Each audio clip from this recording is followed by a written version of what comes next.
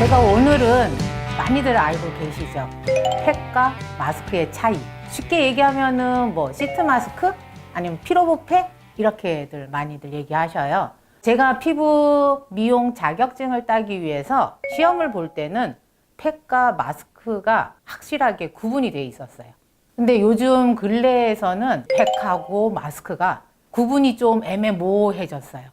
일단은 지금 현장에서 그러니까 피부 관리 쪽이나 블로그 쪽에서 얘기하는 거를 구분해 보면 팩은 공기가 통할 수 있으면서 피지나 노폐물을 빼주는 역할을 하는 것이 팩이다 이렇게 보시면 되는 거고, 그럼 마스크는 우리 피부에 공기를 차단시키는 거예요. 두껍게 바른다거나 뭐를 씌운다던가 해서 영양분이 피부 속 안으로 골고루 들어가게끔 해주는 것을 마스크라 이렇게 해주면 돼요.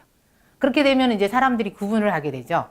팩은 떼주는 거니까 좀 더 가볍고 이런 거라고 생각하실 거고, 마스크는 영양을 주는 거다 보니까 가격이 비싸야 되고 고급스러워야 되고 이렇게 생각하실 거예요. 그러나 저는 그렇게 구분은 하지는 않고요.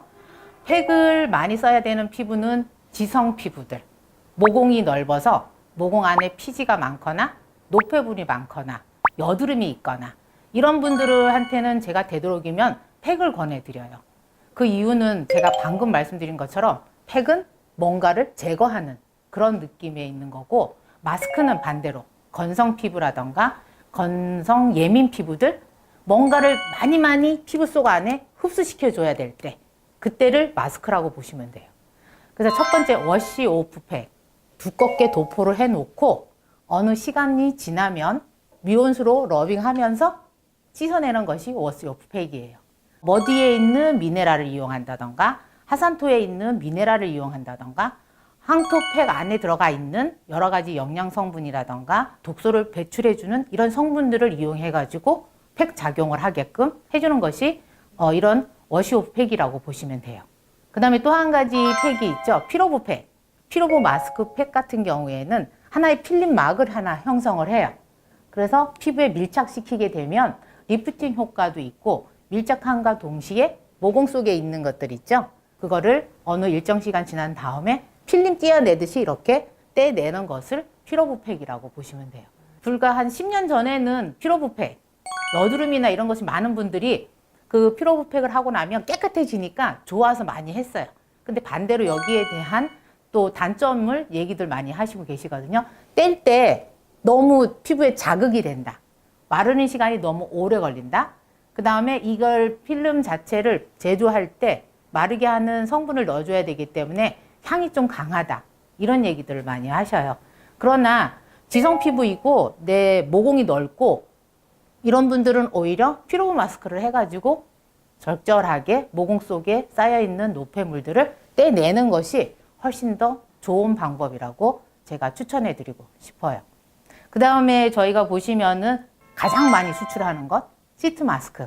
전 세계에서 시트 마스크를 한국이 제일 잘 만들고 가격도 좋게 만들고 가성비가 좋고 그 다음에 인기가 많은 것이 시트 마스크예요.